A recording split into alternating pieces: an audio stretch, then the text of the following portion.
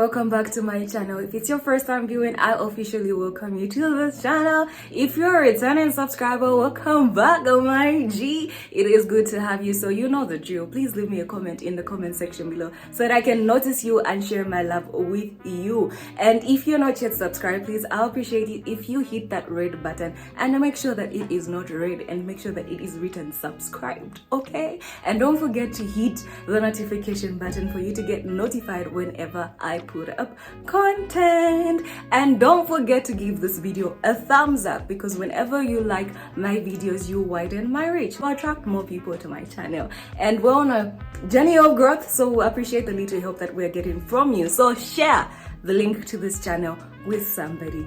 So my name's Anora Mwangala Chisenga. I create content based on lifestyle, mind care, and faith related content. Apart from that, I am a mental health advocate. So in this video, we're gonna be talking about the wait. As you can tell from the title of the video, I call this a waiting season because the waiting season is something that I recently went through. Yeah, I'm so excited to be back on YouTube, so you know what I mean. It's something that I recently went through, and I'm still going through in some areas of my life, but the biggest weight has been uplifted. In the middle of me going through the waiting season, I wrote this certain article. I didn't make a video, but yeah, making another one anyways. What is the wait? So my apologies, I'm gonna be reading because it's an article that I wrote. You know, I'm an author. When we talk about the wait, what comes to mind is the single season one has to go through before they officially cuffed and accord nieces or husband to somebody. Waiting can be experienced in so many different ways. For instance, you applying for a job and waiting to be called for interviews, starting a business and waiting for it to grow and begin to produce the profits you desire, the process of getting to a financial stability, etc.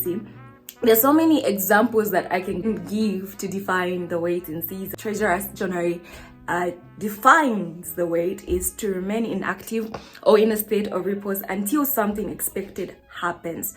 To continue as one is an expectation of, or to await until it's one's turn. Personally, I like to define it as a period where you find yourself expecting that which your soul desires while anticipating its reality. But then why wait? Is it necessary for us to wait? That was a question that I found myself asking as I went through my waiting season. And I thought me asking why, the question, I am being ungrateful for the things that are moving right in my life because I am questioning the unknown. And sometimes as human beings, that's something that we usually feel like when we question why is certain things flowing the way they are flowing, then we're being ungrateful for the things that are flowing right in our lives. In the whole quest of me trying to find why we have to go through the waiting season, I realized that asking the question why is the beginning of miracles, the turnaround in your life. So the purpose of the wait. The wait might seem as a phase where nothing is happening, everything is at a standstill, but in the stillness, there are still different processes taking place that we can only identify till the wait is over. The wait is there to prune you, just like in John 15 verse 2, NIV version, it says, He cuts off every branch in me that bears no fruit, while every branch that does bear fruit, He prunes so that it will even be more fruitful. Pruning is defined as to cut off any branch that is not producing in order for you to enhance the growth or the fruitfulness of that particular tree. So the waiting season is there to just basically prune off certain areas of your life, certain habits that you have gotten accustomed to that are no longer beneficial for you, for your growth, for your success. So it's there to actually cut you off from certain environments or certain people who are no longer adding to your value. Due to our attachments to those things, we're unable to actually notice that those things have become toxic. We're unable to notice that the fig tree actually started to rot from the bottom, such that it's no longer being fruitful in our lives. Hence the pruning season. It's just there to realize that, okay, this is not being productive anymore. We need to cut it out. In the process of pruning, you experience frustration. What we seemed to have under control is no longer in control. Job 7, Job finds himself asking God why. He describes life as a hard labor sentence and questions his existence. In the midst of frustration, we become bitter, we become angry. that we too find ourselves questioning our existence.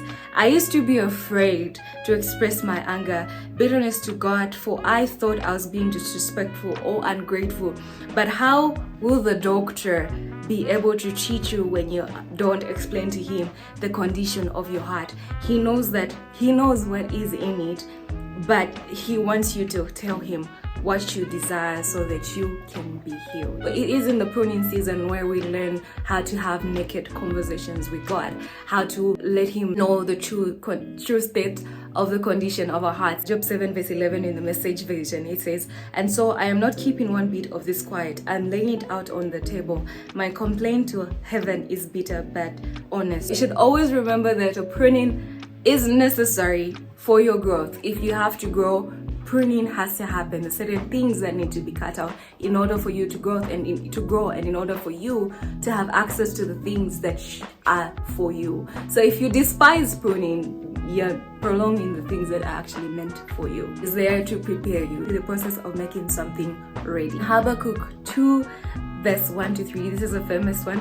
"I will stand my watch and set myself on a rampart and watch to see what he will say to me and what I will answer when I am corrected. And then the Lord answered me and said, write the visions and make it plain on tablets. Then he may run who reads it.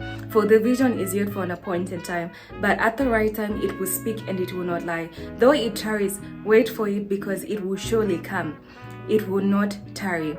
After pruning, which is the correction, then comes the preparation. How does God prepare you? God prepares you by giving you visions. And this visions may come as an idea, they may come as a desire. All of a sudden you just find yourself, you have this urge to do something, you have this desire for something you don't even understand, but that's actually the wait. You're going through the waiting season.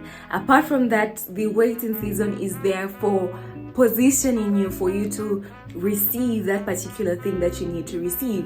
So how are we positioned? We're positioned through us working on the visions that God has given us. So when you wake on those visions, when you start to build, you actually bringing them into life. There's no building that just comes into existence once we think about it. We literally have to lay the foundation first.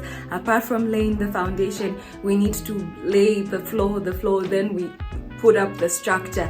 And the foundation that you create for that building is very important, because when you create a weak foundation, you are putting whatever you're building at risk. So the waiting season is also there to position you to receive that particular thing that you need to receive. I like to give this example of Ruth.